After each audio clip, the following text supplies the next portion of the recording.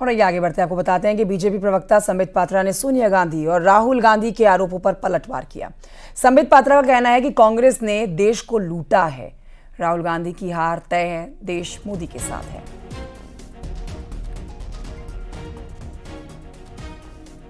Bank account freezing का सवाल है। यदि आप हिंदुस्तान के कानून के हिसाब से कोट अनकोट आप डिफॉल्टर हैं, तो you will be treated as a defaulter. ये जो सेंस ऑफ एंटाइटलमेंट है गांधी परिवार की, हम डिफॉल्ट भी करेंगे और डिफॉल्ट करने के पश्चात हमें इस देश के कानून के प्रावधानों को पालन करने से राहत दिया जाएगा। The era of this kind of entitlement is over under Prime Minister Narendra Modi. ये era नहीं है अब, चाहे आप गांधी परिवार के ही क्यों ना हो सकते हैं।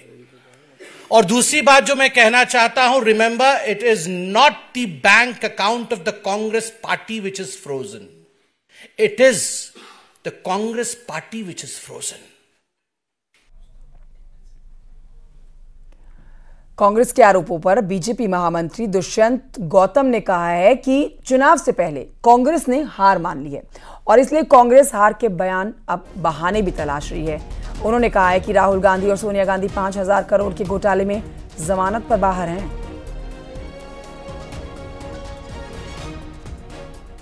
इससे साफ साफ मालूम पड़ता है कि इन्होंने हार मान ली है, उम्मीदवार इनको मिल नहीं रहे, इन्होंने अपनी विश्वसनीयता खो दी है, जनता इन पे विश्वास नहीं कर रही है। और मोदी जी का जिस प्रकार से लगातार ग्राफ बढ़ रहा है, गरीबों में, दलितों में, पिछड़ों में, किसानों में, मजदूरों के अंदर, ये हथपर्व है। हर बार झूठ बोलकर राजनीति करते थे, गरीबी हटाओ का नारा देते थे, लेकिन गरीबी हटी नहीं इनसे। बीजेपी नेता मुख्तार अब्बास नकवी ने पीएम मोदी पर विपक्ष की विवादित टिप्पणी पर पलटवार किया। उन्होंने कहा कि मोदी को कोसने का विपक्षी पार्टियों का कैलकुलेशन उन्हें जनता सर्कुलेशन से बाहर कर देगी। शिवसेना नेता संजय राउत ने पीएम मोदी पर विवादित बयान देते हुए उन्हें औरंगजेब कहा था।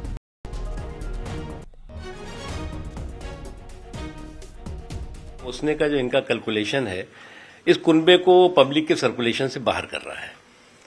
और एक के बाद एक ये बात सही है कि मुझे नहीं लगता कि दुनिया की कोई भी नेशनल इंटरनेशनल गाली ऐसी होगी जिस गाली को कि नरेंद्र मोदी जी पर चिपकाने की कोशिश न की गई हो। लेकिन उनको नरेंद्र मोदी जी को कोसने का जो कैलकुलेशन है, इनको इस कुनबे को सर्कुलेशन से, पब्लिक के सर्कुलेशन से, कंट्री के सर्कुलेशन से बाहर कर रहा है। उधर प्रधानमंत्री नरेंद्र मोदी को औरंगजेब कहे जाने पर मंत्री ओपी राजभर ने कहा है कि यह विपक्ष की हताशा को दिखाता है। विपक्ष के लोग अब जान चुके हैं कि वो मोदी जी के सामने टिक नहीं पा रहे हैं। ये विपक्ष की हताशा और निराशा है। विपक्ष के लोग अब जान चुके हैं कि मोदी जी के सामने हम लोग टिक नहीं पा रहे हैं, तो अब वो उस स्तर तक उतर आए हैं लोग। और विपक्ष को ये अच्छी तरह पता हो गया है कि उत्तर प्रदेश में माननीय मुख्यमंत्री योगी आदित्यनाथ जी के नेतृत्व में 80 की 80 सीट जीतने जा रहे हैं। और जब 4 जून को रिजल्ट आएगा तो 4 जून 400 पार। इससे विपक्ष के लोग घबराए हुए हैं और उनकी हताशा और निराशा इस बात को दर्शाती है कि वो गाली गलौज पर उतर आए।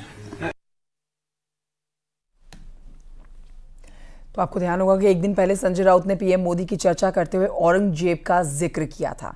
प्रधानमंत्री नरेंद्र मोदी ने जब इसे विपक्ष के खिलाफ हथियार बनाया है और वहीं विरोधी सफाई देने अब सामने आ गए हैं। संजय राउत अब कह रहे हैं कि उन्होंने पीएम को कोई गाली नहीं दी। महाराष्ट्रात शिवाजी महाराज जन्माला आले आणि औरंगजेबाचा जन्म गुजरातमध्ये झाला।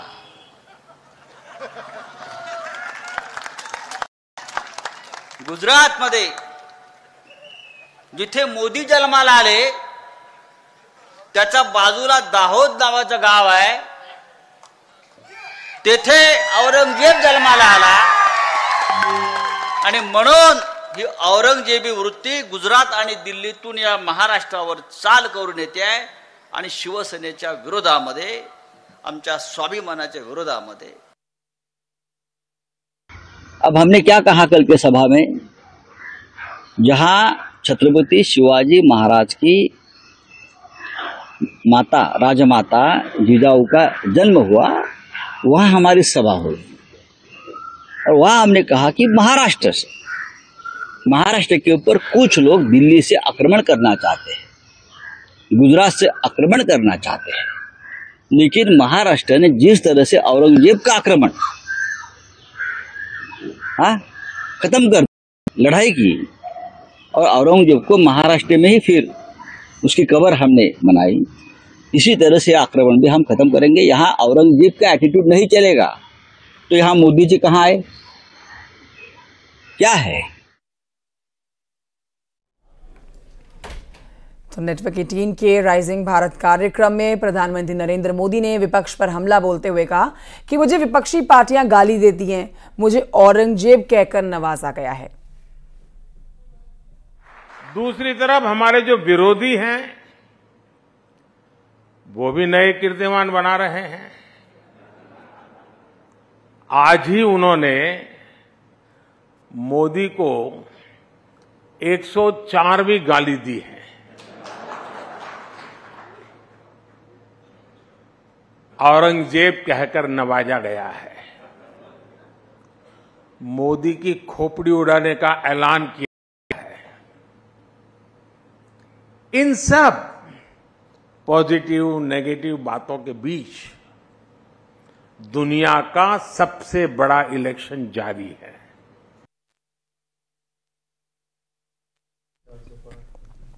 तो प्रधानमंत्री नरेंद्र मोदी ने अपने ऊपर हो रहे विपक्ष के हमलों और गालियों का जवाब देते हुए कहा कि गालियों से कोई फर्क नहीं पड़ता, गरीबों के लिए काम हो रहा है।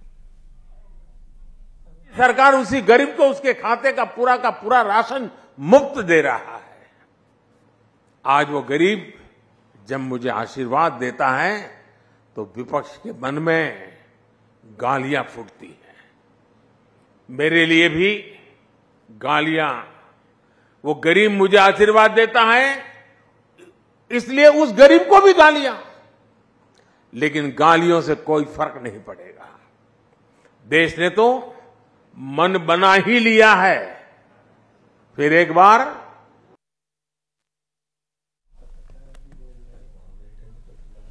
प्रधानमंत्री नरेंद्र मोदी ने विपक्ष पर भ्रष्टाचार के आरोप भी लगाए, उस पर भी उन्होंने करारा जवाब विपक्ष को दिया।